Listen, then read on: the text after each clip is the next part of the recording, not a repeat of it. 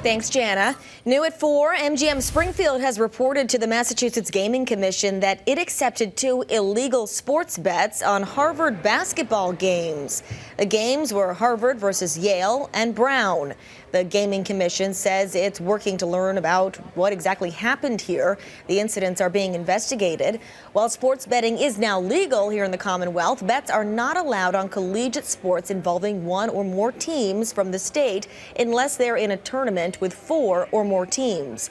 Both Encore Boston and Plain Ridge Park casinos have allowed similar illegal bets on Massachusetts college basketball games.